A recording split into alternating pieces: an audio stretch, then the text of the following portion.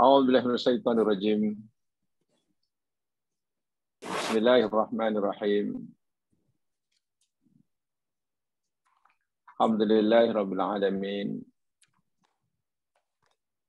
Wa bihi nasta'inu ala umurid dunya waddin. Wa ala alihi wa ashabihi wa asba'ihi ila yaumiddin.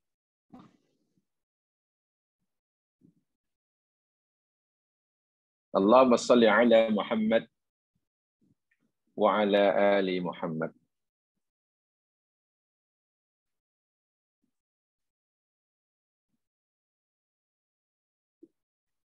Kama sallaita ala Ibrahim wa ala ali Ibrahim. Wa barik ala Muhammad wa ala ali Muhammad. Kama barakta ala Ibrahim wa ala ali Ibrahim. Fil alamin innaka Hamidum Majid. Rabbi shrah li sadri wa yassir li amri wahlul 'uqdatam min lisani yafqahu qawli. Amma ba'd.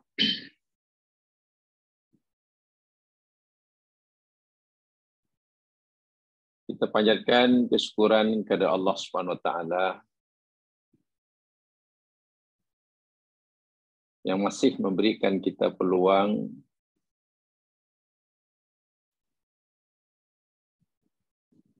untuk mengkaji ajarannya bagi mengetahui apa sebenarnya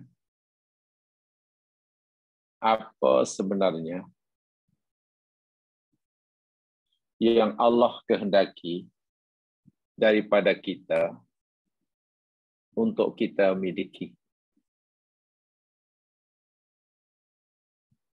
Saya ulangi.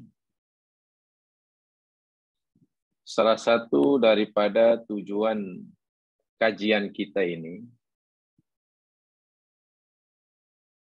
ialah untuk mengetahui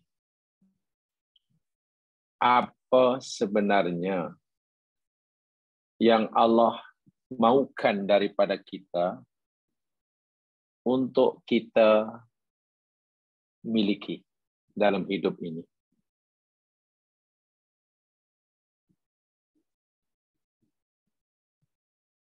Tentulah apa yang Allah maukan daripada kita untuk memilikinya sesuatu yang amat sangat penting bagi kehidupan kita. Bila kita telah berjaya memilikinya, sebagaimana yang Allah minta daripada kita, beruntung dan berjayalah kita. Tapi bila kita gagal memilikinya, maka rugi dan celakalah kita.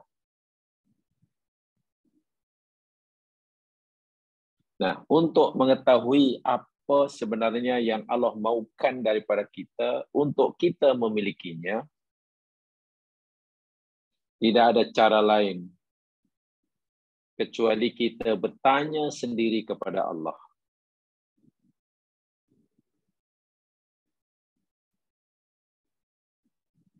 Dan bertanya kepada Allah, satu-satunya cara yakni mengkaji firman-Nya. Mengkaji kitab suci-Nya. Mengkaji sabda Nabi-Nya. Karena kita tidak tahu apa yang Allah maukan daripada kita untuk kita miliki tanpa diberitahu olehnya. Dengan lain perkataan, kita tidak boleh dalam hidup ini mengagak-agak. Agak-agak inilah yang Allah mahukan kita ada. Agak-agak inilah yang Allah mahukan kita tak ada. Tak boleh. Agama Islam adalah ma qalahullah wa ma qalahur rasul. Agama Islam itu ialah berdasarkan apa yang Allah firmankan dan apa yang Nabi sabdakan. Itu kaidahnya. Agama Islam itu adalah apa yang Allah firmankan dan apa yang Nabi sabdakan. Bukan apa yang kita fikirkan itu Islam, bukan. Ajaran Islam ini bukan apa yang kita fikirkan itu ajaran Islam, bukan. Kalaulah orang beranggapan bahwa agama Islam itu yakni apa yang kita fikirkan itu Islam, ya kalau 10 orang 10 berbeza-beza. Bagaimana mungkin kita yang Allah anugerahkan fikiran yang kemampuannya sangat-sangat terhad, bersifat relatif, pengetahuan kita terhadap sesuatu berdasarkan akal fikiran, yang kemampuan yang terhad ini pastilah hasilnya, kebenaran yang didapatinya, tentulah hanya bersifat relatif dan subjektif. Sementara kebenaran daripada Allah itu sifatnya objektif dan mutlak, absolut. Bagaimana mungkin kita dengan fikiran kita yang bersifat relatif mampu mengetahui sesuatu yang sifatnya absolut? Sebab itulah dengan akal fikiran kita, secerdas manapun seseorang, setinggi apapun IQ dia dalam berfikir, tidak mungkin mengetahui kebenaran hakiki yang dikehendaki oleh Allah dan Rasul-Nya tanpa berpandukan kepada apa yang Allah firmankan dan apa yang Nabi sabdakan. Cara berfikir agama seperti ini hendaklah sentiasa ada bagi pengkaji agama Islam. Sehingga seseorang tidak akan berani mengklaim inilah yang Allah maukan jika tidak berdasarkan apa yang Allah firmankan dan Nabi sabdakan. Tidak mungkin. Macam mana orang boleh mendakwa, boleh mengklaim apa yang difirmankan sama dengan apa yang Allah kehendaki? Itu bahaya sekali itu. Tanpa disedari, lama-lama orang akan memuji akal fikirannya, memutlakkan akal fikirannya. Akhirnya, ya cenderunglah condong tanpa disedari masuk dalam golongan Mu'tazilah, golongan Khawarij, aliran-aliran rasionalisme. Mereka menyembah yang ada dalam kepala ini. Rasionalisme, menyembah rasio, akal fikiran. Bukan lagi sembah Allah, tapi yang disembah ini. Apa yang dikatakan benar oleh fikirannya, itulah kebenaran. Apa yang dikatakan salah oleh fikirannya, itulah yang salah. Bahaya, sangat-sangat bahaya. Sebab itu berfikir tentang agama, mengkaji tentang agama Islam tanpa rujukan Al-Quran, firman Allah, hadis Nabi, sabda Nabi, amat berbahaya. Amat berbahaya. Dan ini yang akhir-akhir ini ada kecenderungan setengah orang Islam dalam dunia Islam mengarah ke seperti itu. Sehingga Quran mungkin hanya menjadi rujukan sampingan, ya mungkin hanya jadi referen yang kedua, ketiga, atau keempat, atau bahkan yang terakhir. Marja, reference yang utama adalah yang ada dalam pikiran dia. Itu bahaya, sangat-sangat bahaya.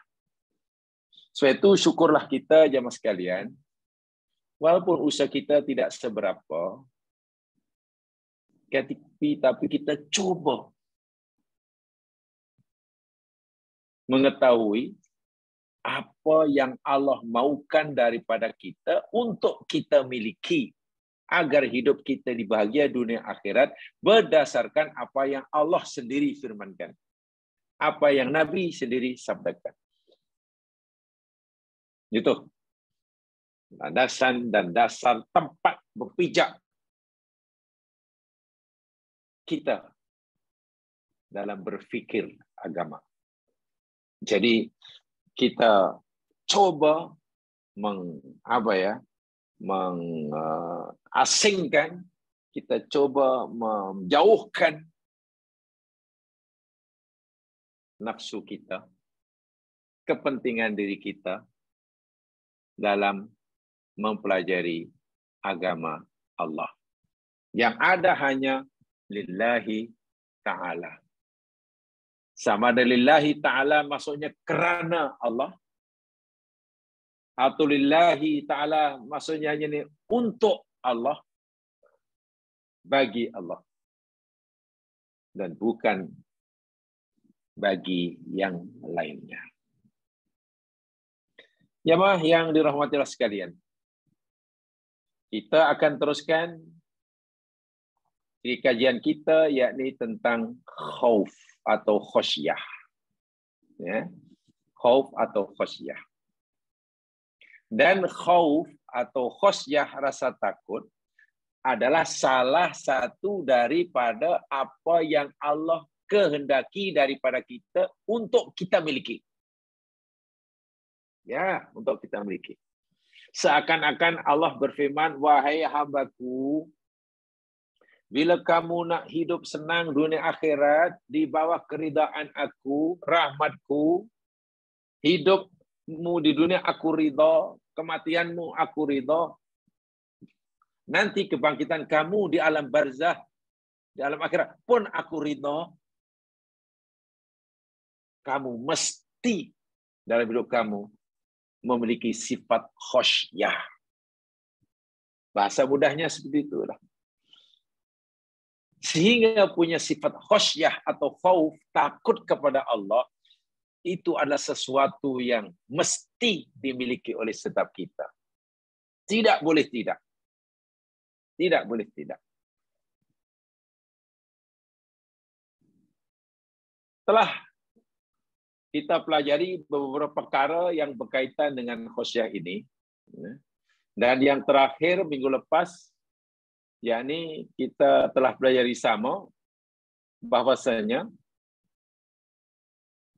semakin seseorang itu kenal kepada Allah, maka semakin bertambahnya lah khosyahnya.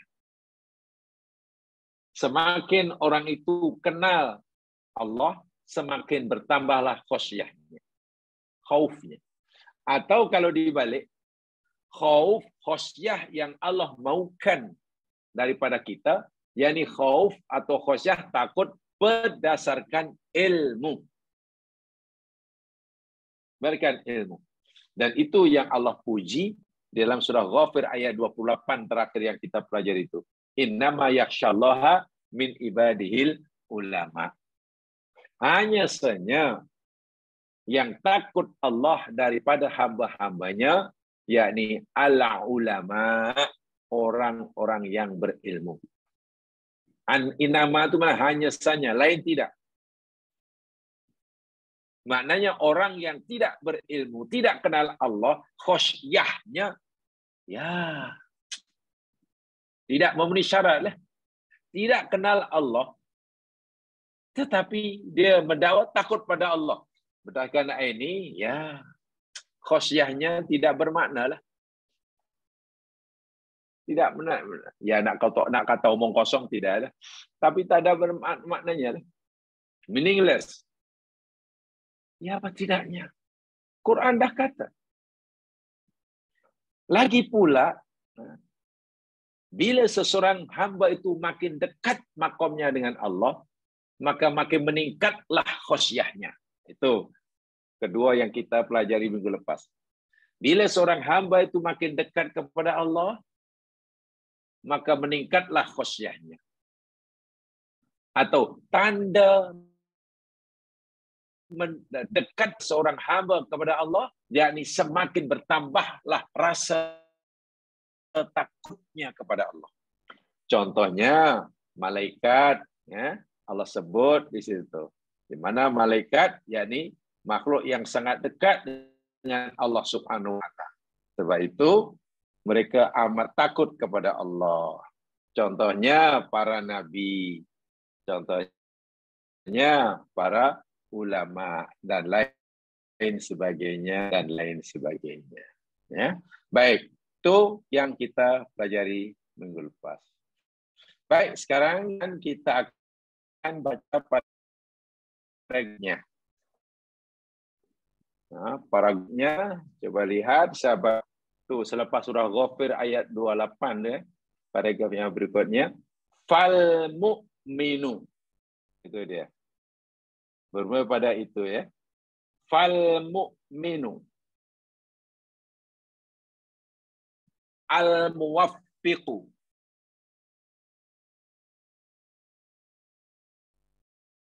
yajma'u fi ibadatihi bainal khawfi war roja fal mu'minul muwaffiqu yajma'u ibadatihi bainal khawfi war roja. Apa maknanya? Dan mukmin sebenar, mukmin yang sesuai, dan mukmin yang sesuai dengan kehendak Allah. Mukmin yang sesuai dengan kehendak Allah, siapa dia? Yajma'u fi ibadatihi, yakni mukmin yang dapat menghimpunkan.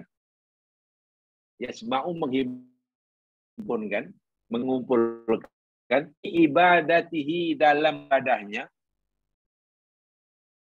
Tolong jangan dipersempitkan makna ibadah.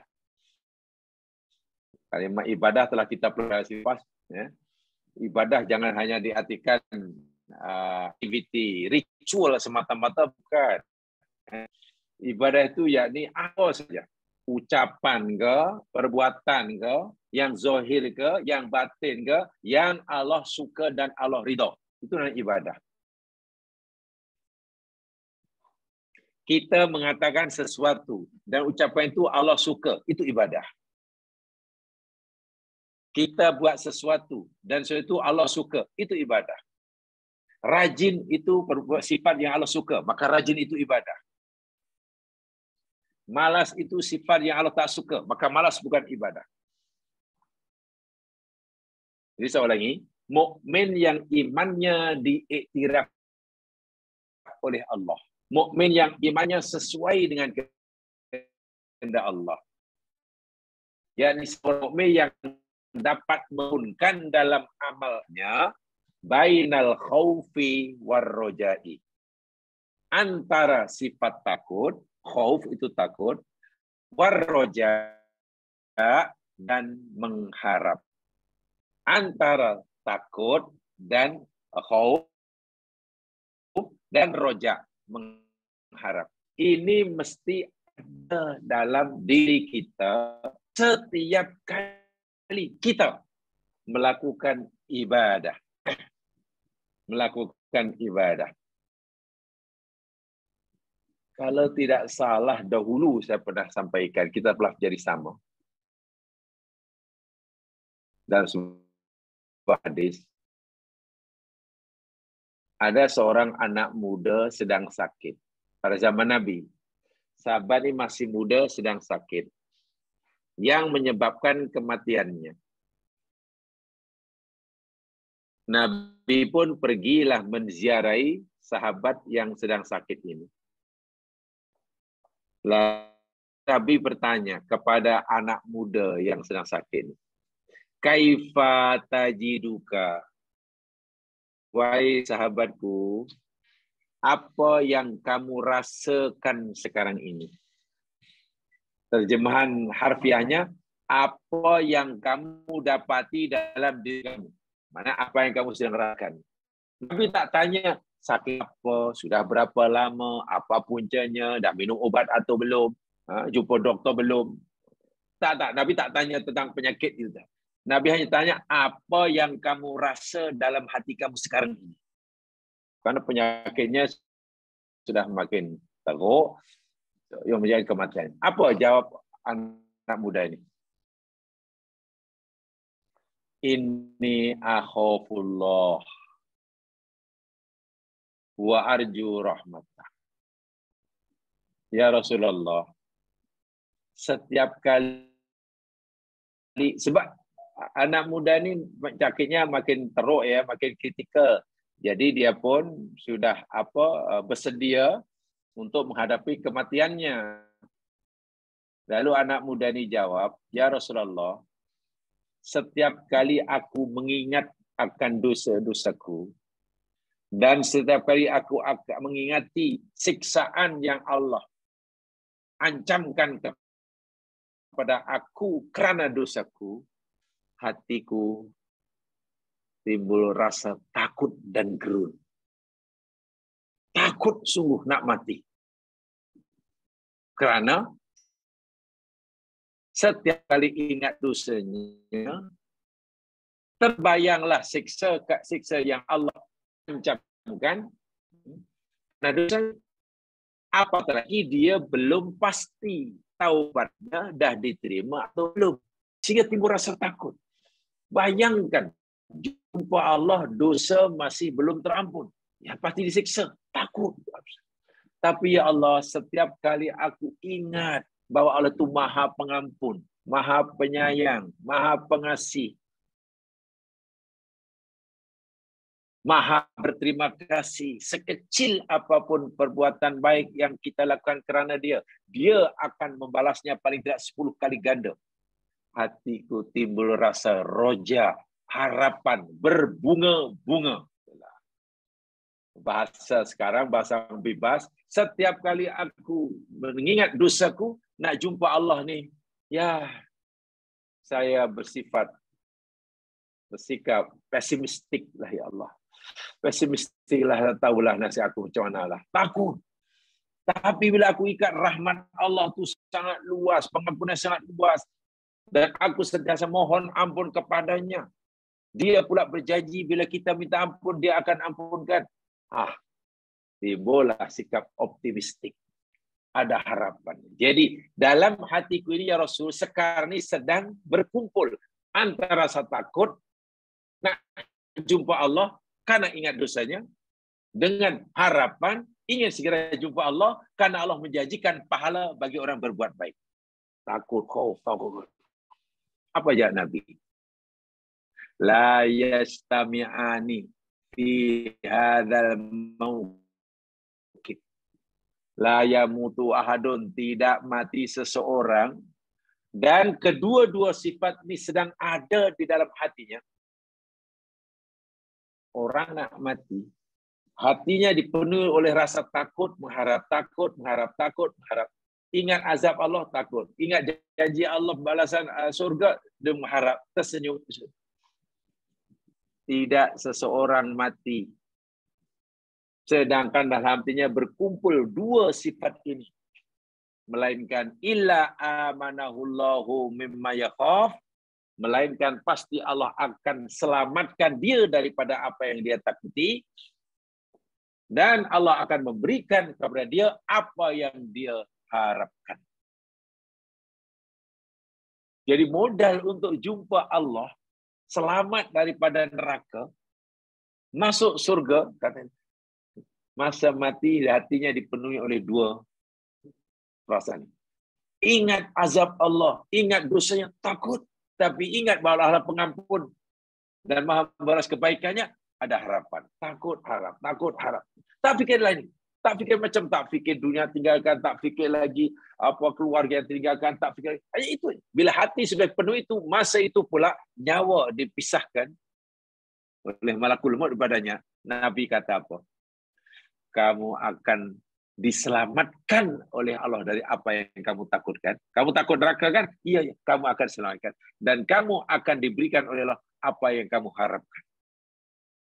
Tengok. Khauf dan roja.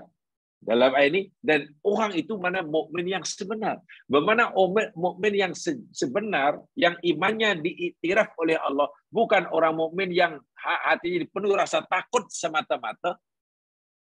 Kalau hidup ni hanya takut pada Allah yang besar, tak ada harapan langsung, hidup jadi putus asa. Kalau hidup ni hanya rojak saja tanpa rasa takut, ya mungkin jadi overconfident. Tak apalah, tak apa, Allah Maha Pengampun, relax aja lah, tak payah susah. Masuk surga juga, tak boleh. Nah, ini ayatnya. Surah Az-Zumar ayat 9. Amman huwa qanitun ana al-laili sajidan wa qa'ima yahdharul akhirata wa yarju rahmata rabbih. Qul hal yastawil ladina ya'lamuna wal ladina la ya'lamun. Innama yatadhakkaru ulul albab.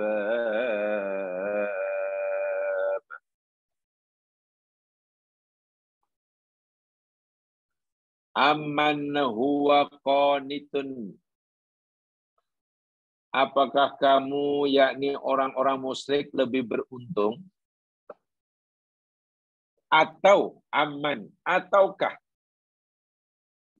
orang yang beribadah berdiri pada waktu malam dengan sujud dan berdiri sajidan wa qa'iman. Allah bertanya, sebenarnya kaitannya dengan ayat sebelumnya. Seakan-akan pertanyaan begini, apakah kamu, wahai orang musyrik, yang lebih beruntung, ataupun hambaku yang lebih beruntung, hambaku yang sanggup berdiri malam hari, qiyam, menghidupkan malam hari dengan sujud hingga berdiri, dan qiyamul lail itu disertai rasa yahdharul akhirata. Tengok. Kerana takut akan azab akhirat, wa yarju rahmata rabbih, dan dia mengharapkan rahmat daripada Tuhannya, yang saya tulis dengan dakpat merah itu, tengok. Yahdharul akhirah, takut akhirat. Itu, yahdharul takut. Wa yarju rahmata rabbih, dan mengharap. So antara takut dan mengharap ini dua sifat yang tidak boleh dipisahkan. Setiap kali kita melakukan ibadah, apa seibadah, pastikan atas dasar rasa takut dan mengharap. Bahasa yang mudah begini. Bila kita banyak solat, jemaah sekalian, lalu dalam solat kita ada rasa takut tak diterima. Bila kita ada rasa khawatir tak diterima, insya Allah kita akan cuba yang terbaik. Kita tidak akan buat sesuka hati kita. Buat dengan bersungguh-sungguh kerana khawatir solat kita tak diterima. Kita tidak cuba mengingati selain Allah. Kita akan cuba hanya ingat Allah saja karena takut kepada Allah. Allah dengar, Allah melihat, Allah takut tak apa kita takut tak terima. Itu masa solat. Dan juga ada harapan. Allah suruh kita solat, lalu kita sudah solat. Dan Allah kata fattaqullaha mastata'tum. Bila Allah suruh kita satu perbuatan, kita disuruh buat ikut kadar kemampuan. Dan bila kita dah buat apa yang disuruh, Allah berjanji akan memberikan balasan minimum 10 kali ganda hingga 700 ganda. Timbul harapan. Jadi antara takut dan harap, takut harap, pastikan ada itu. Itu yang Allah maukan daripada kita untuk kita miliki setiap saat. Jadi yang motivate diri kita dalam hidup ini dua inilah.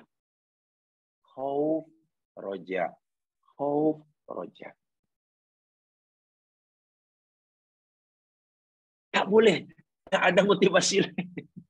Saya nak beri satu contoh yang Mas. Kalau orang bekerja dan yang dijadikan motivasi dia untuk bekerja katalah tuntutan ekonomi, penat hidup ni jemaah sekalian. Penat. Apalagi bila yang dicarinya hampir macam tak dapat. Bersungguh-sungguh. Kan mesti dapat. Ya, akhirnya gelaplah mata dia. Lurus ke bengkok, ke halal, ke haram. Ya, tak jadi perhitungan. Kerana yang penting, yang motivate dirinya rajin tuntutan ekonomi. Bukan. Bukan itu. Karena ada rasa takut dan mengharap. Takut pertama, ya takut kut-kut melanggar larangan yang Allah tegah. Sehingga berhati-hati, berwaspada. Berharap karena Allah berjanji. Allah tidak akan mengubah nasib kita selagi kita sendiri tidak mengubah apa yang dalam diri kita. Karena Allah berjanji. Allah hanya memberikan sesuatu pada kita sesuai yang kita usahakan. Timbul harapan. Jika kita rajin, Allah bagi. Bila tidak, tidak. Begitu. Jadi, nih. Yang hendaklah kita jadikan motivasi dalam hidup ni. Takut dan harap. Bukan yang lain. Kalau motifnya karena tuntutan ekonomi, karena ingin itu, ya penat, sangat penat. Melelahkan. Melelahkan. Di samping kita sebenarnya telah terpedaya. Saya tidak tahu, karena ini ya jemaah sekalian. Quran sudah telah memperingatkan 15 abad yang lalu lah. Tapi mungkinlah ajaran agama yang seperti ini sudah agak ditinggalkan oleh ramai orang. Ingat ya mas sekalian ya, saya telah sampaikan awal-awal bahwa kajian kita ya, selama ini lebih tertumpu kepada aspek rohani. Ya. Lebih tertumpu kepada aspek rohaniah, aspek hati, batin, boleh sebut pelajar bab ihsan, qalbun salim, boleh, tazkiyah nafsi pun boleh. Bahkan ada orang menyebut ini bagian ilmu tasawuf, tak jadi masalah. Bukan cerita hukum hakam, fiqah, hal-hal bukan. Bukan. Ini dia. Yahdharu rahmata. Yahdharul akhirah yarju rahmata rabb. Kul hayastawi alladhina ya'lamuna walladhina la ya'lamun. Katakanlah Muhammad, adakah sama orang-orang yang mengetahui dengan orang-orang yang tidak mengetahui? Yang tidak mengetahui. Tentu tidak sama. Jamaah, saya ingin sampaikan satu riwayat. Satu riwayat. Daripada Imam Mujahid. Ini diriwayatkan oleh Abu Nuaim Al-Isfahani. Di dalam kitabnya Hilyatul Awliya. Kitab Hilyatul Aulia ini ya anggap sebagai kitab yang berkaitan dengan tasawuf lah, akhlak. Nama kitabnya Hilyatul Aulia, hiasan atau perhiasan para kekasih Allah. Nama kitabnya luar biasa. Kitab diberi nama perhiasan para kekasih Allah. Dan kitab tersebut diriwayatkan begini, Sa'ala Musa alaihi salam rabbahu. Di situ tidak ada ya, dia tak tempat santumkan. Musa alaihi salam pernah bertanya kepada Allah Subhanahu wa taala. Ayyu ibadika aghna? Ya Allah, siapakah daripada hamba-Mu yang paling kaya? Musa bertanya, ya Allah, siapakah hamba-Mu yang paling kaya? Apa jawab Allah? Qala alladhi yaqna'u bima yu'ta. Oh, kalau kamu nak tahu, wahai Musa, siapa daripada hamba-Ku yang paling kaya, yakni seseorang yang qanaah dengan apa yang diterima. Aku bagi sedikit, ia merasa cukup dan bersyukur. Aku bagi dia banyak, merasa cukup dan bersyukur. Bila aku bagi lebih, ia pula merasa pemberianku melebihi daripada yang dia perlukan. Lalu dia berikan pada orang lain. Aku bagi sedikit, dia tak pernah merasa tak cukup. Akhirnya orang ini sentiasa berusaha menyesuaikan dirinya, sikapnya terhadap anugerah Allah. Bukan dipaksa oleh Allah memberikan kepadanya sesuai dengan apa yang diinginkan. Oh, itu bahaya sekali. Orang yang paling kaya, kata Allah, orang yang sentiasa berusaha menyesuaikan gaya hidupnya sesuai dengan anugerah yang Allah berikan padanya. Saya itu dibagi sedikit pun cukup. Bagi banyak pun cukup. Kalau Allah bagi banyak dan ia merasa ada kelebihan, melebihi daripada yang dia perlukan, maka ia berikan pada orang lain. Itulah orang paling kaya. Kata Allah. Qala, Musa bertanya lagi. Fa ayyu ibadika ahkam? Ya Allah, siapakah hamba-hambamu? Siapakah dari hamba-Mu yang paling bijaksana? Paling bijaksana. Allah tak kata, ya hamba-Ku yang bergelar hakim lah. Tak ya. Allah tak kata, ya hakim-hakim ni. Tak. Kata Allah, alladhi yahkumu linnasi bima yahkumu linafsi. Ya. Hamba-Ku yang paling bijaksana, yakni orang yang menghukum orang lain sebagaimana ia menghukum diri sendiri. Masya Allah. Orang yang memperlakukan orang lain sebagaimana ia memperlakukan pada diri sendiri. Jika dia tidak mau disakiti orang lain, dia pun tidak mau menyakiti orang lain. Allahu Akbar. Jika dia tidak mau ditipu orang, dia pun tidak mau menipu orang.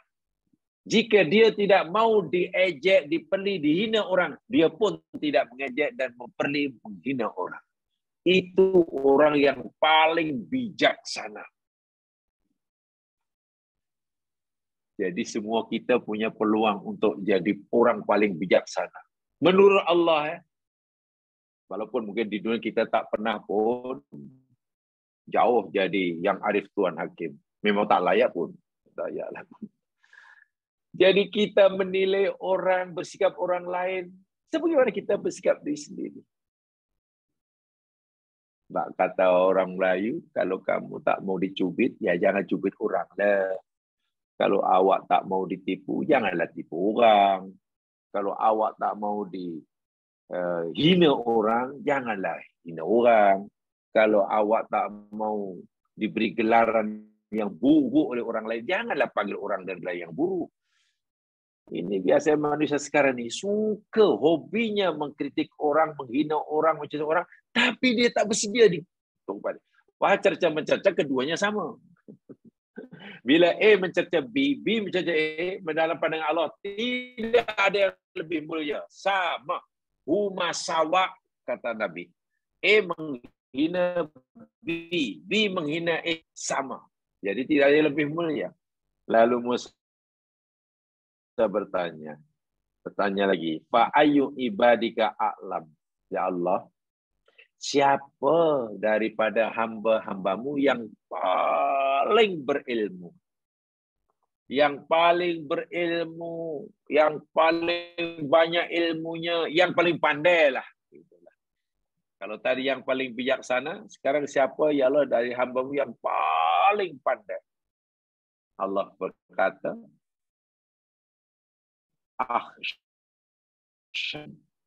aku yang paling pandai menurut aku, kata Allah, ahsyahum, yang paling takut daripada mereka kepada aku.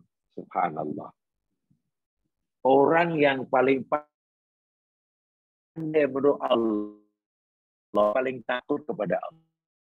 Orang yang paling bijak menurut orang yang mempelakukan orang diri sendiri. Orang yang paling kaya, orang yang qanaah dengan Allah beradanya. Baik, kembali kepada ayat tadi. Nah, itu ada takut. Ulasan yang diberikan yakni oleh, tengok paragraf berikutnya, Syekh Saleh Ibnu Utsaimin. Ya. Satu, Syekh Ibnu Utsaimin, namanya yakni Saleh Ibnu Utsaimin, seorang ulama Arab Saudi. Seorang ulama Arab Saudi, kutipkan pendapatnya.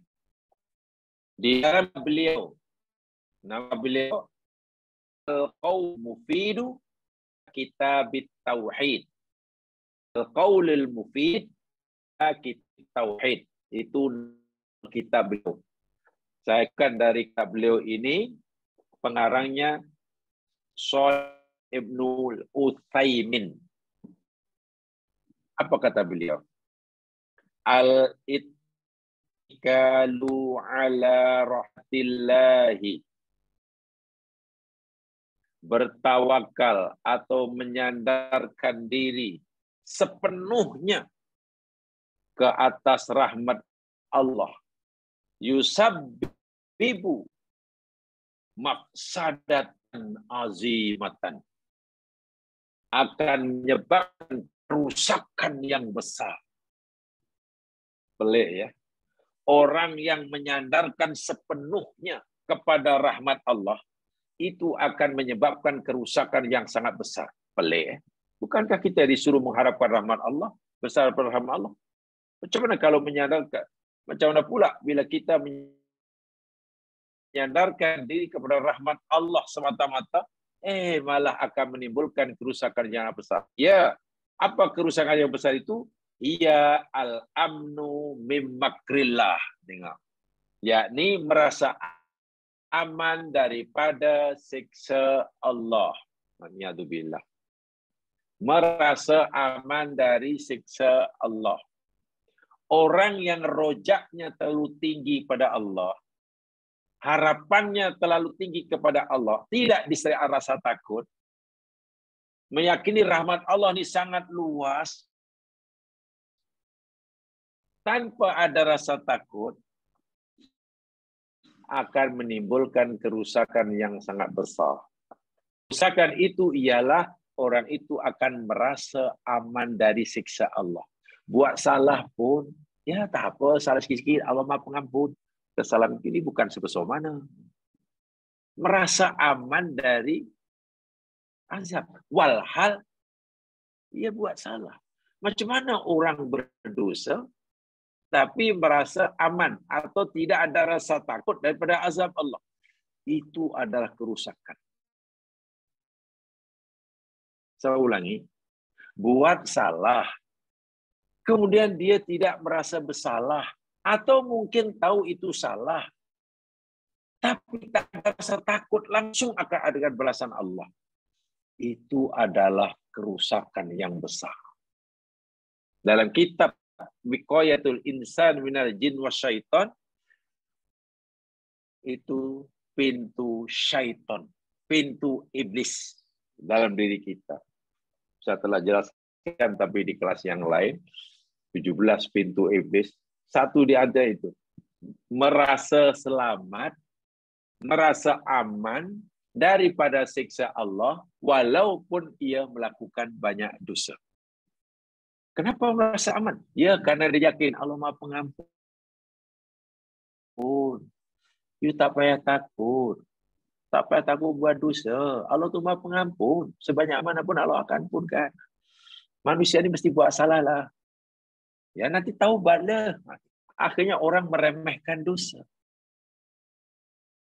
Wa kadzalikal kunutu min rahmatillah, dan demikian juga berputus asa daripada rahmat Allah, yub'idul insana minat taubah,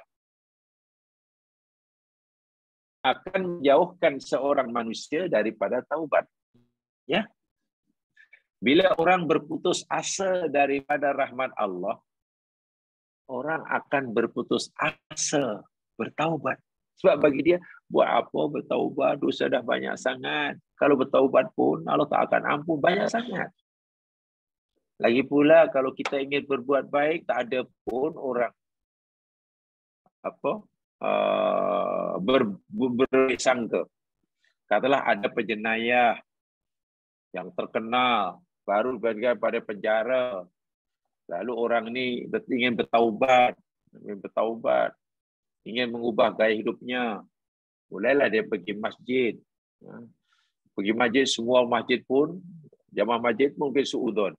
Berbisik sama mereka. Ya awak ya, hati-hati ya. Tolong selipar, jangan letak sembarangan ya.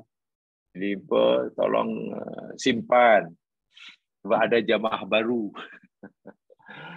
Ya, kawan bekas baduan nak bertaubat, tapi masyarakat masih suudon. Tak boleh terima. Akhirnya orang ini pun mana ni? Di rumah, bagi balik rumah, orang rumah belum menerima karena dia bekas baduan. Ingin kembali ke masyarakat, masyarakat masih belum menerima. Wah, dia ingin bertaubat pada Allah dan ingin memperbaiki dirinya. Ya, akhirnya putus asa. Putus asa daripada bertaubat. Wa yusabbibul ya'su min rahmatillah. Ya, akan menyebabkan ia berputus asa daripada rahmat Allah. Sebab itulah qala Imam Ahmad. Imam Ahmad bin Hanbal berkata, yang bagi ayakuna sa'iran ilallahi,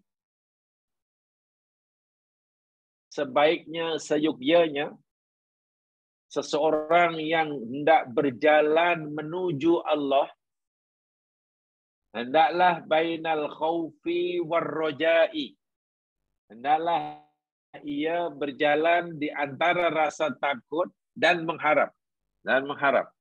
Semua kita ini sedang berjalan menuju Allah, mendekatkan diri pada Allah. Syarat yang perlu ada dalam hidup ini, ada rasa takut mengharap. Takut bila buat salah. Takut akan azabnya bila buat salah. Takut terjebak dalam benda yang dilarang. Takut meninggalkan larangan. Dan berharap bila kita buat yang disuruh, mengharapkan balasan daripadanya. So Allah berjanji akan diberi balasan. Begitu. Fa ayyuhuma ghalaba halaka sahibuhu. Yang mana satu yang lebih kuat, maka akan binasalah orang itu. Jika orang itu beribadah, takutnya lebih kuat daripada rojaknya, sehingga rojak tak ada, rusak ibadahnya. Karena putus asa. Bila orang beribadah, rojaknya mengalahkan khaufnya, rojak 100%, khauf tidak ada, pun rusak juga, seperti yang dikatakan tadi. Fa idza ghalabar roja'u, apabila telah mengalahkan rojak mengalahkan ada dalika ilal amni min waqtillah, apa rojaknya lebih kuat daripada takutnya, maka orang itu akan merasa aman daripada siksa Allah. Wa idza ghalabal khaufu adda dzalika ilal qunut bi rahmatillah. Dan apabila rasa takutnya dominan, lebih kuat, mengalahkan rojaknya, maka ia mengerjakan putus asa daripada rahmat Allah. Itu kata Ibnu Utsaimin. Nah, inilah yang saya sampaikan tadi, selepasnya itu. Hadis yang saya kata dari Mujahid tadi. Pertanyaan Musa kepada Allah Subhanahu wa taala tadi, itu ada rupanya, saya lupa ya. Ada. Saya baca, yurwa an Mujahid annahu qala. Diriwayatkan daripada Mujahid bahasanya ia berkata, Sa'ala Musa alaihi salam Rabbahu azza wa jalla. Musa alaihi salam bertanya kepada Tuhannya. Ayu ibadika agna. Ya Allah, yang mana satu hambamu yang paling kaya? Qala alladhi yaqna'u bima yu'ta. Yakni hambaku orang yang qanaah dengan apa yang diberikan kepadanya. Qala berkata Musa, fa ayu ibadika ahkam. Hambamu yang mana satu ya Allah yang paling bijaksana? Qala Allah menjawab, alladhi yahkumun nasa bima yahkumu li nafsi. Yakni orang yang menghukum orang lain, ya, memperlakukan orang lain sebagaimana ia memperlakukan diri sendiri. Qala berkata Musa, fa ayu ibadika a'lam. Yang mana satu ya Allah daripada hambamu yang paling pandai. Qala Allah berfirman, akhsyahum. Hambaku yang paling berilmu, paling pandai, yakni yang paling takut. Yang paling takut di antara mereka kepada aku. Itu hadisnya ya. Itu hadisnya. Jamaah sekalian, berikut ini yakni balasan bagi orang yang ada rasa khusyah kepada Allah, bagi menguatkan lagi, menambahkan lagi kefahaman kita tentang hadis yang kita telah pelajari pada siri yang lepas. Bagaimana seseorang takut jumpa Allah, memandangkan, mengingat dosanya sangat banyak, sementara dia belum yakin Allah telah memberikan pengampunan, lalu berwasiat kepada anak-anaknya agar bila mati dibakar saja mayitnya. Dan akhirnya Allah faghfaralah, Allah ampunkan dosa itu. Berkat rasa takut, sehingga berpesan jasadnya dibakar saja, Allah balah beri pengampunan. Karena takutnya ya, bukan karena membakar dirinya. Bukan karena berpesan mayitnya dibakar. Nah, berikut ini contoh. Tengok balasan orang yang takut. Saya tidak menjelaskan sebenarnya, tapi saya sampaikan yang penting saja, ya mungkin yang ke-5 nanti. Ya. Hadis lengkapnya begini. Hadis daripada Abi Hurairah radhiyallahu an. Hadis ini diriwayatkan oleh Imam Bukhari, jadi hadis sahih lah. Rasul sallallahu alaihi wasallam bersabda,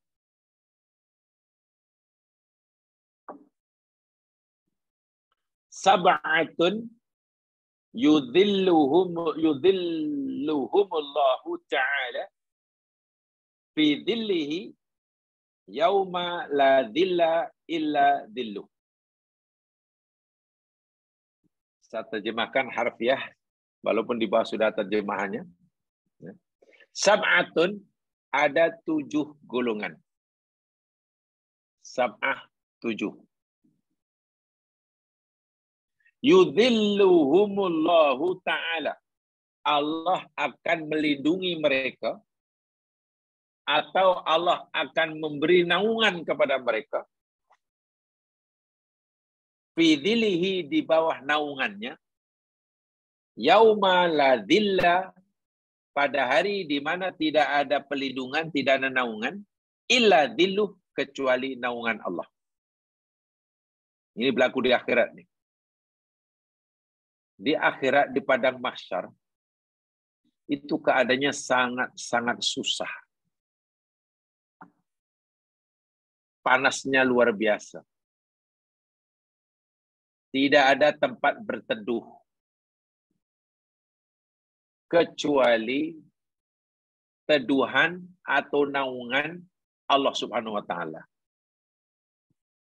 Malangnya tidak semua orang berhak berada di bawah naungan Allah.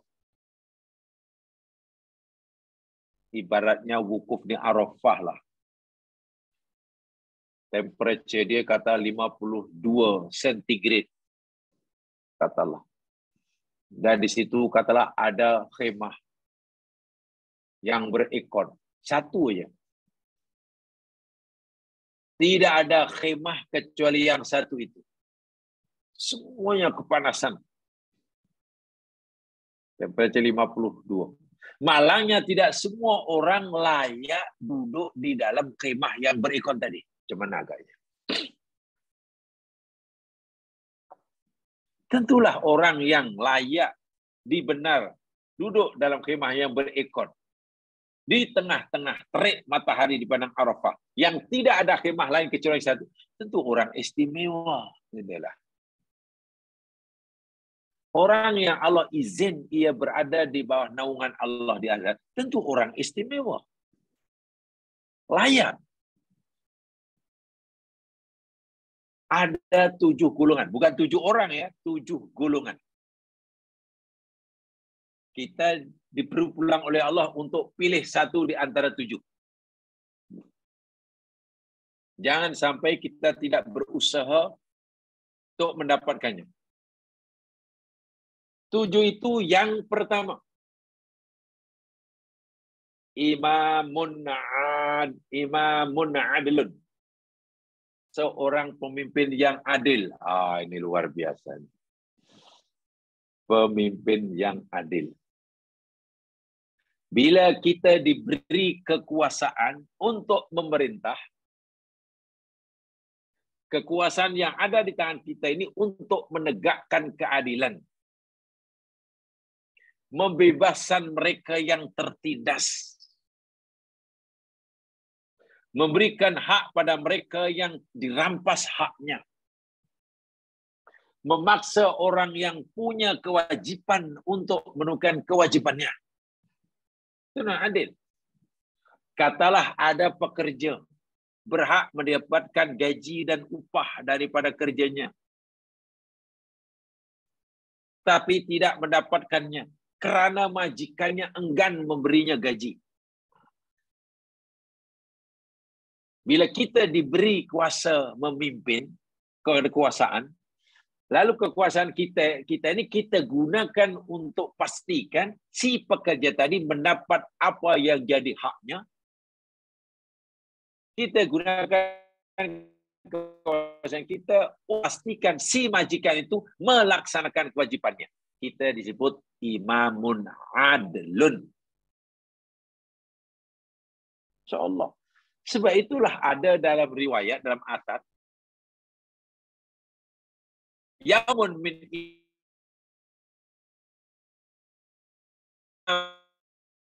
adil khanun min ibadati sitnah. Itu dalam asar.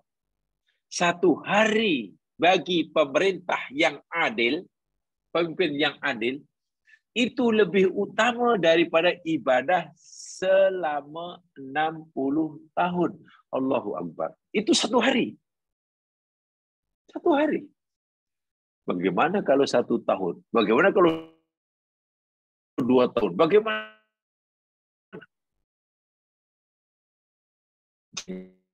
Kalau kita aspek agama, rupanya yang memberi keuntungan orang yang diberi bukan memimpinnya, ya bukan. Dinilai oleh Allah atau tidaknya. Jangan 1 tahun, 2 tahun. 1 hari saya pimpin. Tapi itu bukan dengan sebab itu orang yang teraniaya terbela. Orang yang salah mendapat hukumannya. Orang yang kewajiban melaksanakan kewajibannya. lebih baik dari 60 tahun beribadah 60. Abu Bakar tidak lama, 2 tahun lebih aja memerintah. Tapi ada. Umar bin Abdul Aziz, ya Allah sekejap. Itu pertama, imam yang adil. Sama ada imam ini maknanya peringkat rumah tangga, contohnya ketua rumah tangga, atau imam dalam kumpulannya, katakanlah organisasi ke, dalam pertubuhan ke, kebutuhan kebajikan ke, pemerintahan ke, apa sajalah. Termasuk imam di sini dalam sarannya yakni hakim. Orang yang diberikan tanggung jawab amanah untuk memutuskan suatu perkara, kes, sesuai dengan keyakinan kebenaran yang diyakininya. Tidak ada kepentingan, tidak ada kecenderungan, kecuali hanya ada kebenaran. Panjang bicara itu Imam Adil. Itu satu. Itu layak dapat naungan Allah. Yang kedua, dalam hadis itu, syabun nasya'a fi ibadatillah. Syabun nasya'a fi ibadatillah. Terjemahannya, seorang anak muda yang menyibukkan dirinya dengan beribadah kepada Allah. Kenapa Nabi kata anak muda? Kenapa tak orang tua? Ya, Josiah biasanya kalau dah berumur atau dah tak muda itu kalau rajin ibadah tu patut kata. Kenapa orang tua rajin bersurau? Ya lah maklum lah, apa lagi. Umur pun bukan muda lagi. Sehingga kadang nasihat, dah umur dah sudah lah ibadah je lah, tak payah fikir sana sini lah. Seakan kalau masih muda itu, tak perlu ibadah pun tak apa, seakan-akan. Imam Asy-Syafi'i rahimahullah seringkali melakukan lawatan, kunjungan, bersia-sia di kawasannya, di negerinya lah. Salah satu yang sering beliau kunjungi yakni masjid. Ini Imam Syafi'i. Bila masjid itu dipenuhi oleh jamaah yang tadi pada orang-orang yang dah berumur,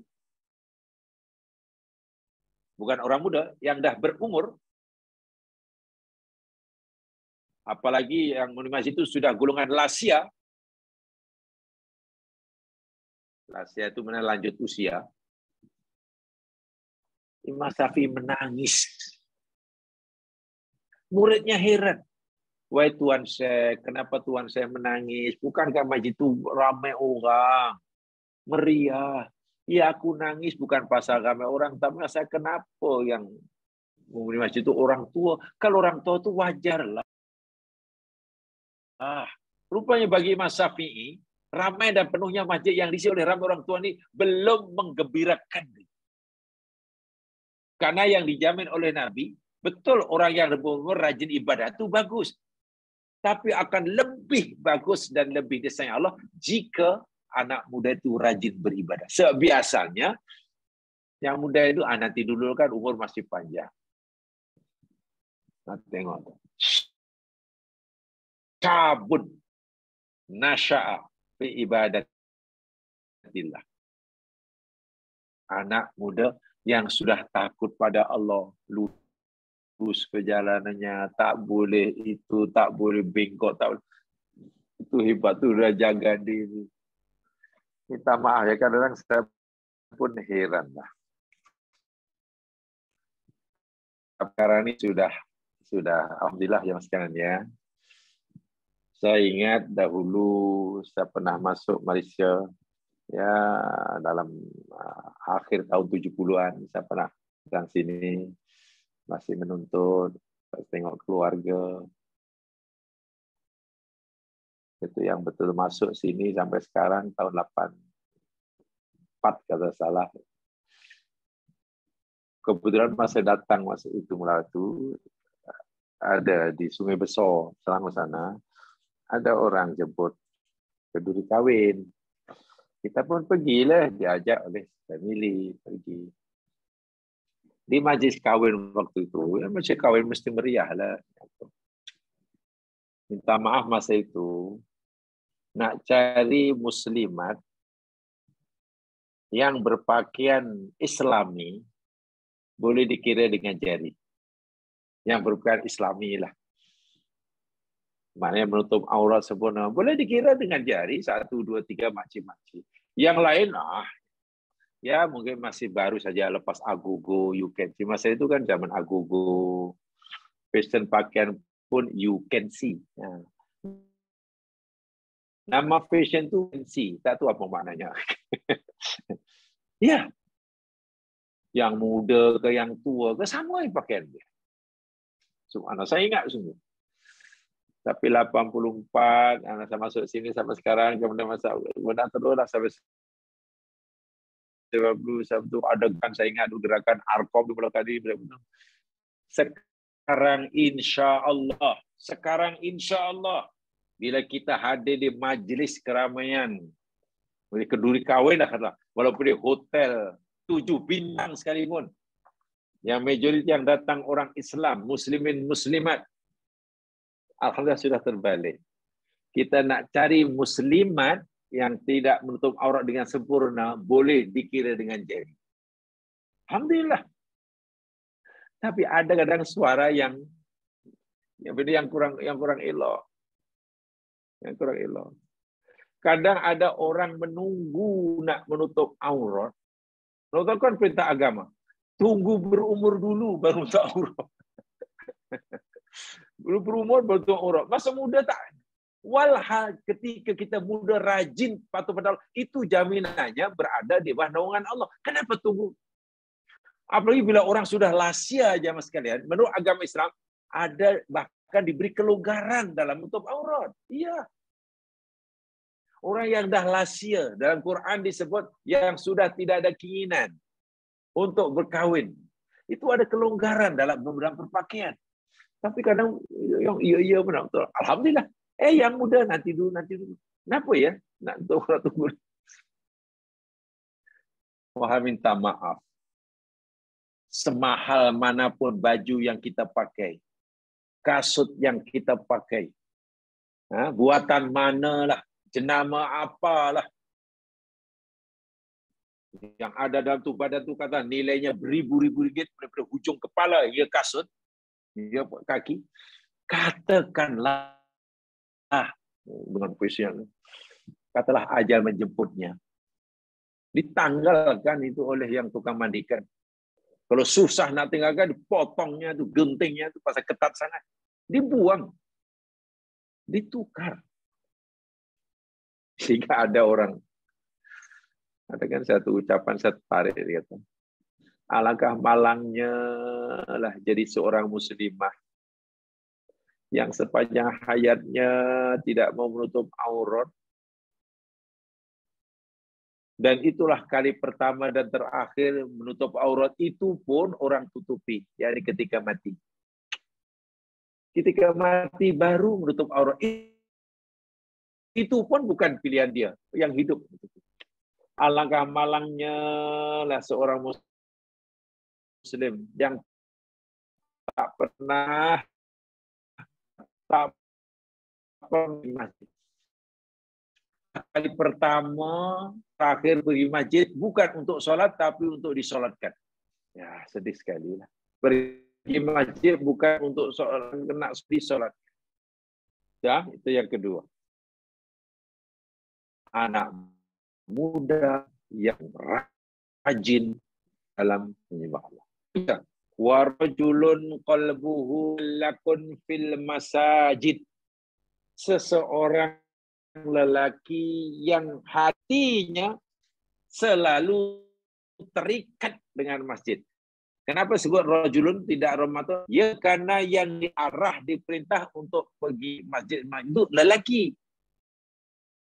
Solat perempuan yang paling utama di rumah. Bahkan Nabi pun bersabda, salatul afdalu salatil mar'i fi baitihi illal maktubah. Solat seseorang yang paling utama itu di rumah, kecuali solat fardu. Itu bagi lelaki. Bagi perempuan tetap di rumahnya. So, seorang yang hatinya sentiasa terpaut, teringat, tergantung dengan masjid. Ya, mana rajin menjaga jamaahnya lah nih. Layak orang ini punya tiket untuk berada bawah naungan Allah di akhirat. Yang keempat, warajulani tahabba fillahi ijtama'a alaihi wa tafarraqa alaihi. Yang keempat, yakni dua orang yang seorang muslim saling mencintai kerana Allah, berkumpul, bertemu dan berpisah pun kerana Allah. Dua orang muslim bertemu kerana Allah, berpisah kerana Allah, berbaik kerana Allah, menegur kerana Allah, bagi salam kerana Allah, tolong kerana Allah, tak, semua dah. Semua dikarenakan Allah. Nampaknya sederhana. Tapi dalam zaman moden tidak semudah itu. Orang Arab Jahiliyah pernah menyindir ya sekalian. Orang Jahiliyah walaupun kafir, dia telah menyindir gaya hidup, termasuk gaya hidup orang Muslim hari ini. Ada dalam syair Jahiliyah, bunyinya begini. In qalla mali fala khillun yusahibuni. Wa in zada mali fakulun nasi kholani. Ini kata Arab Jahiliyah. Apabila hartaku sedikit, aku miskin maknanya. Aku lingkup, aku bangkrut. Bangkrut, bankrupt ya. Bangkrut boleh juga lah. Bangkrut, bancarutta.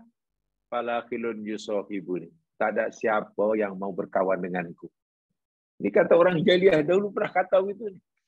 Kalau aku miskin, tak ada orang yang mau berkawan. Wa in zada mali fakulun nasi kholani.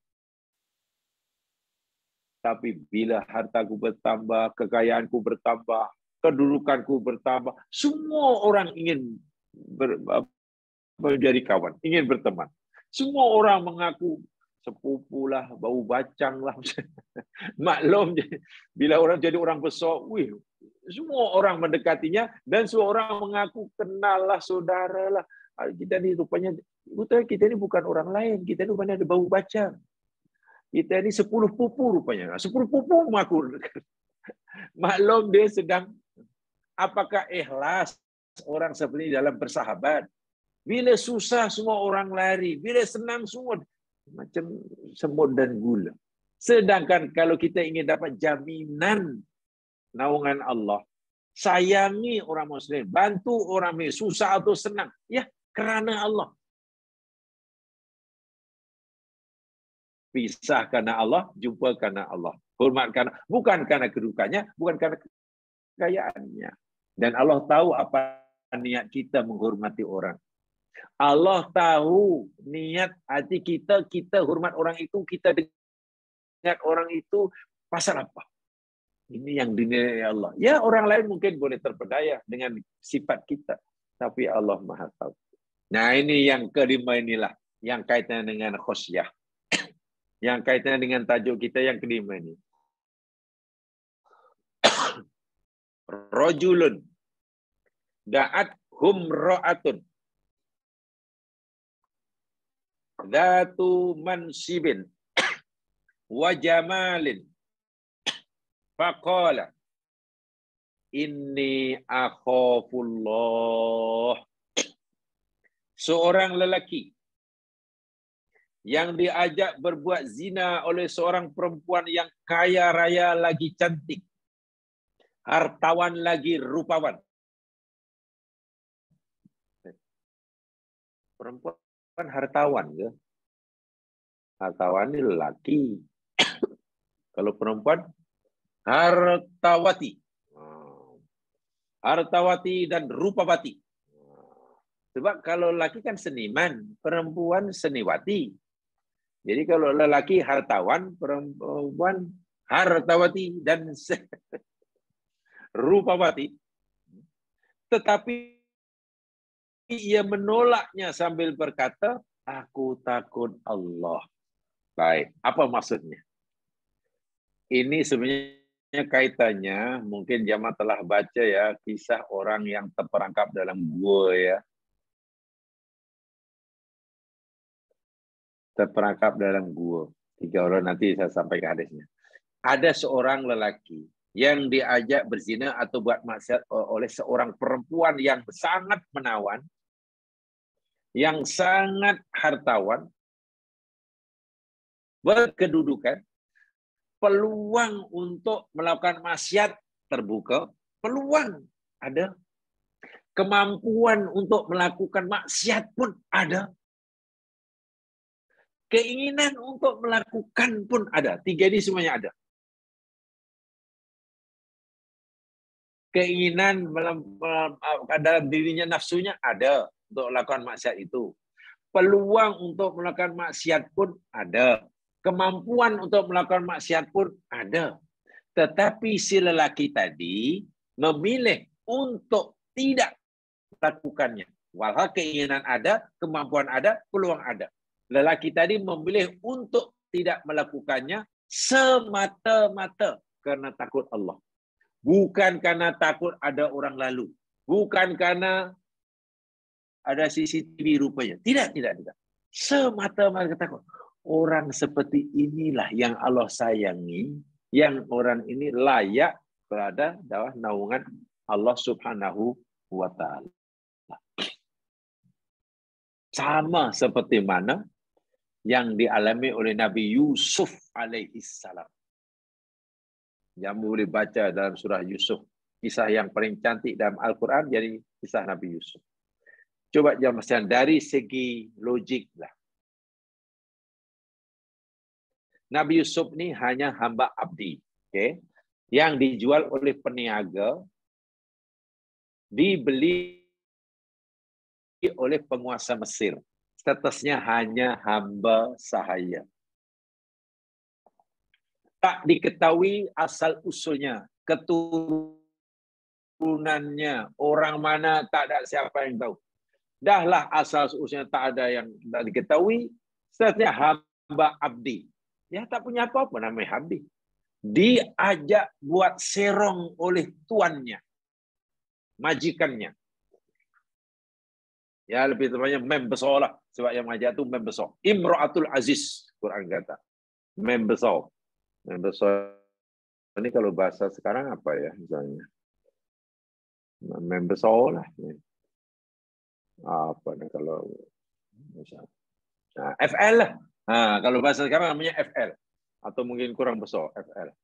First lady lah, FL itu. Kurang besar agaknya. Dia permaisuri. Dia Masya Allah, tentulah bangsawan. Dia rupawan. Dia ada jawatan tinggi. Apa yang dia kendaki, dapat semua. Itu yang mengajak Yusuf untuk melakukan maksiat.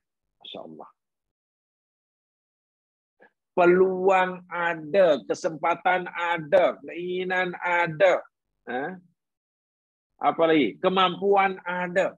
Tapi Nabi Yusuf memilih untuk tidak melakukannya karena dia berkata, ini akhafullah, tanah, aku takut Allah. Lebih baik aku masuk penjara daripada. Nah, apa yang pernah dilakukan oleh Yusuf inilah yang dimaksud oleh Nabi SAW. Apakah ini maksudnya hanya perbuatan zina saja? Tidak sama sekali. Contoh mudah. Katalah kita punya signature sedang laku-lakunya. Kita punya signature sedang laku. Conteng ya, itu pun sudah 10%. Banyak tu 10%. Conteng ya 10%. Kita pula kita ada kuasa, signature laku lah.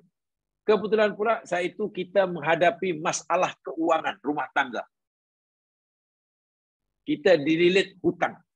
Macam-macam ikhtiar yang kita lakukan, kita tak berjaya. Belum berjaya membayar tanggungan hutang. Tiba-tiba di pejabat kita, karena kita ada kuasa, ada orang datang minta bantuan, peniaga besar jumpa kita minta bantuan. Kalau kita mau tolong dia, luluskan, kita akan dapat 10%. Namanya rasuah. Keinginan untuk dapat duit ada. Maklum kita sedang susah. Masalah keuangan. Peluang untuk dapatkan uang terbuka luas di depannya. Terbuka. Terhidang duit di depan. Kemampuan untuk ambil duit, mampu. Tak ada orang nampak. CCTV pun tak ada. Kalau kita ambil pun tak ada orang tahu kecuali kita dengan orang itu. Kita pula sangat memerlukannya. Malangnya ini perbuatan yang salah. Namanya riswah. Lalu walaupun kita perlu uang, kita susah, peluang untuk dapat ada, tapi kita tak nak ambil semata-mata karena takut Allah. Yalah, memang betul duit yang kau tahu lagi banyak. Dan kalau aku terima, memang selesai masalah keuangan rumah tanggaku. Tapi berbaloikah aku terima sebanyak ini? Jika aku terima, tiba-tiba minggu depan aku mati masuk neraka. Coba. Aku terima hari ini, minggu depan katalah atau balik nanti aksiden mati masuk neraka. Tak nak. Semata-mata takut Allah. Orang seperti ini kekasih Allah. Tengok. Kesimpulannya apa ya Mas Gilan? Orang tu dapat pahala daripada Allah ya Mas Gilan. Bukan semata-mata karena dia tidak melakukan maksiat. Ya. Orang dapat pahala daripada Allah bukan semata-mata kerana tidak melakukan maksiat. Tapi orang mendapat pahala daripada Allah kerana dia meninggalkan maksiat ketika mana dia ada peluang untuk melakukan maksiat tersebut. Ada peluang untuk buat maksiat, tetapi dia memilih untuk tidak melakukannya. Baru dapat pahala. Bahasa mudahnya begini. Di akhirat nanti ada A dan B, katakanlah. Di hadapan Allah Subhanahu dihisab. Diberi pahala amalnya. A dapat pahala banyak sekali. Pahala sedekah, pahala bakti mak bapak, pahala tolong orang, pahala puasa, pahala haji, semualah. Pahala tuntut ilmu, pahala apalah. Baik itu, tutup lupa di jalan depan rumah. Dan dia juga dapat pahala yang banyak. Ini pahala tidak rasuah. Banyak sungguh. Dapat pahala kerana dia tak rasuah di akhirat. B pula datang jumpa Allah. Ada pahala. Pahala solat ada, pahala itu ada. Tapi dia tak dapat pahala kerana tak rasuah. Pahala tak rasuah. Walaupun A itu di dunia tak rasuah, dapat pahala. B pun di dunia tak pernah rasuah. Tapi kenapa tak dapat pahala? Sama-sama di dunia A dan B tidak rasuah. Tapi kenapa yang A dapat pahala karena tak rasuah, sementara B tak dapat pahala walaupun tak rasuah? Jadi mungkin A ni, B ni kata, ya Allah, aku nak tanya, ya Allah, kenapa A dapat pahala? Allah kata, ya sebab dari dulu dia tak rasuah. Karena dia tak mau diterima rasuah, maka aku beri dia pahala. B protes. Ya Allah, bukankah diriku pun semasa tak pernah rasuah? Kenapa aku tak dapat pahala daripada engkau? Aku pun tak rasuah. Jawapan Allah apa? Ini untuk memudahkan pemahaman. Ya. Jawapan Allah, wahai B, dulu tidak rasuah. Tak rasuah, walaupun dia ada peluang untuk rasuah. Dia tidak rasuah, memilih tidak rasuah, walaupun ada peluang untuk rasuah. Sebab itu dia dapat pahala. Yang kamu tak rasuah, sebab kamu tak ada peluang. Orang yang tidak rasuah sepanjang hayatnya, karena tak pernah ada peluang untuk terima rasuah, tak dapat pahala, tak rasuah. Pahala apa dia? Ya, dia kan tak pernah rasuah. Ya, tak pernah rasuah itu sebab tak ada peluang. B itu ada rasuah, tapi memilih untuk tidak rasuah, dapat pahala. Tengok bagaimana Allah Subhanahu Wa Taala memberi rahmat. Jadi balik seseorang itu katalah terjebak, ya mas sekalian, terperangkap, terjebak terdedah, terhidang adalah maksiat di hadapannya. Maksiat di hadapannya.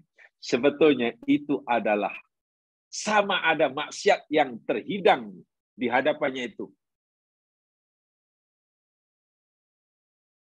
Lalu lorong baginya untuk ke neraka atau lorong laluan baginya untuk ke surga. Itu di tangan kita. Itu di tangan kita. Jika maksiat yang terhidang di hadapan kita itu, kita mampu melakukannya, kita ingin melakukannya, kita ada peluang melakukannya, tapi kita memilih untuk tidak melakukannya karena takut Allah, maka surga jawabannya. Surga balasannya. Tapi jika peluang maksiat tadi kita lakukan, ya neraka lah. Jadi orang yang kelima ini, orang yang mendapat naungan di sisi Allah ini, yakni orang yang meninggalkan melakukan maksiat, sedangkan dia ada peluang untuk melakukannya. Semata-mata karena takut Allah, bukan karena takut manusia ya, bukan karena takut manusia, bukan karena takut itu, bukan bla bla. Semata karena Allah melihatnya. Masya Allah. Dengan begitu pahalanya sangat besar. Itulah nilai khasyah kepada Allah. Kalaulah dalam hadis yang telah kita baca tempoh hari, dengan khasyah seorang itu diampun dosanya, hadis ini pula memberitahu kita, dengan khasyah seseorang layak mendapatkan naungan di bawah naungan Allah. Pada hari di mana tidak ada naungan selain naungan Allah Subhanahu wa taala. Baik, yang keenam, rajulun tasaddaqa bi shadaqatin fa akhfaha hatta la lama imaluhu yamihu. Rajulun seseorang tasaddaqa yang bersedekah bi shadaqatin dengan sedekah. Fa'akhfaha, lalu dia menyembunyikan sedekahnya. Hatta la ta'lama shimaluhu, sehingga tangan kirinya tidak mengetahui ma tunfiku yaminuhu, apa yang dinafkahkan oleh tangan kanannya. Allahu Akbar. Orang yang bersedekah dan ia menyembunyikan sedekahnya, kata Nabi, hingga tangan kirinya pun tidak tahu apa yang diberikan oleh tangan kanannya. Maknanya apa? Orang yang ikhlas dalam bersedekah. Ikhlas dalam beramal. Itu balasannya berada di bawah naungan Allah. Layak mendapat naungan Allah pada hari tidak ada naungan selain naungan Allah. Kenapa disebut sedekah? Sekali jamaah untuk ikhlas. Sangat susah. Bukan mustahil ya. Kenapa? Pasti ada orang melihat. Bahkan ada orang dengan sengaja, yakni baru mau sedekah jika ada orang lihat. Ada orang lihat. Allahu Akbar. Tempoh hari pernah kita, ini pernah, saya pernah sampaikan tapi di kelas lain ya. Salah satu cara ulama salafus soleh mengikhlaskan sedekah. Sebab sekali bila tak ikhlas, jamaah sekalian, kosong. Amalan yang tidak ikhlas ini kosong, tak ada nilainya sama sekali. Quran ada dalilnya, hadis banyak menceritakannya, kosong. Amal tak ada ikhlas, tak ada balasan sama sekali. Dalam Al-Quran, haba'an manthura. Amalan itu Allah akan jadikan habuk yang berterbangan. Salah satu tabiat salafus soleh untuk menjaga keikhlasan dalam beramal, termasuklah bersedekah. Ada salafus soleh yang bila nak bersedekah kan sesuatu, ia cari anak diberi ini, orang miskin yang anak diberi ini sedang tidur. Cari orang miskin yang sedang tidur. Lalu diletakkanlah sedekahnya ini di sisinya, sama ada diikat dengan kainnya ke atau dekat di sebelahnya ke, tanpa diketahui oleh si peminta, si miskin tadi. Kemudian dia pergi. Bila pergi, karena si miskin tadi terjaga, tentulah terkejut karena di depannya ada perkara, ada benda yang diperlukan. Sama ada makanan ke, sama ada wang ringgit ke apa. Tentu dia, tapi dia tidak tahu siapa pemberinya. Pasti si miskin akan kata, terima kasih ya Allah. Terima kasih ya Allah, ampunilah dosa orang ni ya Allah. Tengok. Orang dahulu, ramai yang punya begitu cara. Dia bersedekah dan tak mau diketahui oleh orang, hatta oleh yang menerima pun. Karena mereka merasa selamat, merasa aman, niat ikhlasnya terjaga. Sebab kalaulah katalah memberikan pada si miskin, dan si miskin itu tahu si pemberinya, menjaga pula, ya makin susah karena ya mungkin terima kasih Tuhan, Tuhan orang yang baik, Tuhan orang yang baik, terima kasih banyak. Nah, ya kalau imannya kuat, kalau imannya tak kuat, tak tahan dipuji, habis kita. Tuhan ni orang yang baik, terima kasih, saya sudah tak perlukan sangat Tuhan. Ya, terima kasih ya. Ini saya tadi yang bagi ni, ingat ya, tengok muka saya, tengok. Kalau perlu, selfie dengan saya. Supaya kenangan selfie dengan saya. Allahu Akbar walillahil hamd. Ini yang keenam. Ikhlas dalam beramal. Dan yang ketujuh, golongan ketujuh, yang Allah berikan naungan di sisi Allah, di bawah naungan Allah, rajulun dzakarallaha khalian fafadat ainah. Seseorang yang berzikir mengingati Allah Subhanahu wa taala dikala seorang diri sendirian hingga mengeluarkan air matanya basah karena menangis. Zikir seorang diri, baca istighfar seorang diri ke, baca subhanallah seorang diri, dan kegelapan malam, lalu menangis. Baca istighfar, ingat dosanya. Astaghfirullahaladzim, terbayang dosanya, dan terbayang azab yang Allah ancamkan bila tak dapat pengampunan. Menangis dia ketakutan. Baca alhamdulillah, alhamdulillah, terbayang nikmat Allah yang tidak sedikit jumlahnya. Nikmat Allah tiba-tiba nampak jelas sangat banyak dan bermacam-macam. Sementara syukurnya baru sedikit. Menyadari nikmat Allah sangat banyak, sementara syukurnya masih sedikit, menangis dia. Baca subhanallah, maha suci Allah, maha suci Allah. Lalu ingat, pernah suudzon pada Allah. Pernah kecewa kepada Allah. Pernah menuduh Allah ni tak adil. Menangis dia karena telah terlanjur menuduh Allah tidak ikhlas. Baca Allahu Akbar, Allah Maha Besar, Allah Maha Besar. Menangis dia. Karena ketika mendengar Allahu Akbar, hayya ala solat, mari solat. Allah panggil mari solat, wahai Tuhan Maha Besar. Kita tak pergi. Tapi bila orang panggil kita, kita pergi. Coba mana yang lebih kita agungkan? Panggilan orang atau panggilan Allah? Yang lebih kita agungkan. Kalau kita lebih mengutamakan panggilan orang, sehingga meninggalkan panggilan Allah, mana letaknya Allahu Akbar? Nah, ini maksud yang ketujuh. Menangis saja. Sebut istighfar, menangis karena ingat dosanya. Melihat menyebut alhamdulillah, menangis karena ingat nikmat Allah yang banyak sementara syukurnya sedikit. Menyebut subhanallah, maha suci Allah, menangis karena dia pernah suudzon pada Allah, pernah tak puas hati pada Allah, pernah berfikir Allah tu tak berlaku adil. Dosa lagi.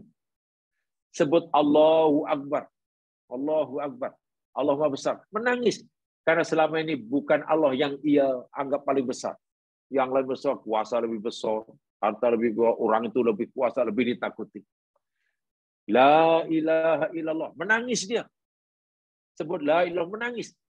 Karena dia sudah ikhlas, tiada Tuhan yang aku sembah melainkan Allah. Tapi kenapa seringkali syirik?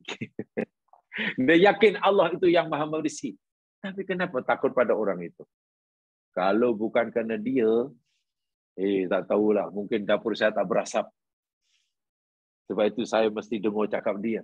Mana letaknya la ilaha illallah? Ini yang ketujuh. Poinnya jamaah sekalian, kaitan yang pelajar kita. Khasyatullah. Tidak jadi memilih untuk tidak melakukan maksiat, sedangkan ia punya peluang melakukannya, punya keinginan melakukannya, punya kemampuan melakukannya, tapi ia memilih untuk tidak melakukannya semata-mata karena takut Allah. Itu dia. Zikir pada Allah dan zikirnya pula membuat ia menangis karena takut Allah. Khosyah yang itu wajib kita ada dalam diri kita. Itu salah satu daripada perkara yang Allah minta daripada kita untuk kita miliki. Untuk kita miliki. Jadi siapapun kita, dimanapun kita berada. Sebab kalau Allah sudah tidak ditakuti, ya apalagi ya. Apalagi hanya undang-undang manusia, apalagi hanya celaan orang. Kalau Allah pun sudah tidak ditakuti, ya siapa lagi yang ditakuti ya. Masya Allah wa iyadzubillah. Mudah-mudahanlah kita diberikan kemampuan oleh Allah Subhanahu wa taala untuk punya khosyah ini. Kalau tidak salah dahulu pernah kita berikan doanya ya. Doa itu selalu dibaca oleh Imam Masjidil Haram. Tepatnya yakni Imam Syekh Sudais, Abdurrahman Sudais. Setiap kali berdoa akhir Ramadan, salat tarawih malam terakhir, doa kunut panjang sekali karena setengah jam. Salah satu doanya yakni itu. Mohon pada Allah agar Allah anugerahkan sifat khosyah, takut kepada Allah. Karena hanya sifat takut itu sajalah yang boleh menghalangi kita daripada menderhakai Allah. Tanpa ada rasa takut, orang sering menderhakai Allah. Sering menderhakai Allah. Kita mohon pada Allah SWT, mudah-mudahan Allah berikan nikmat yang besar ini. Agar hidup kita lebih bermakna di sisi Allah, dan diridai di dunia dan di akhirat. Jemaah sekalian, itu saja nampaknya yang sempat saya sampaikan malam hari ini. Kurang lebihnya mohon dimaafkan. Yang benar pada Allah jua, yang silap kelemahan saya sendiri. Yang baca tasbih dan surah Wal-Asr. Subhanakallahumma wa bihamdika asyhadu an la ilaha illa anta astaghfiruka wa atubu ilaik. A'udzu billahi minasyaitonir rajim. Wal 'ashr innal insana lafi khusr illa alladziina aamanu wa 'amilus shalihaati wa tawassaw bil haqqi wa tawassaw bis sabr. Assalamualaikum warahmatullahi wabarakatuh. Waalaikumsalam warahmatullahi wabarakatuh. Waalaikumsalam warahmatullahi wabarakatuh.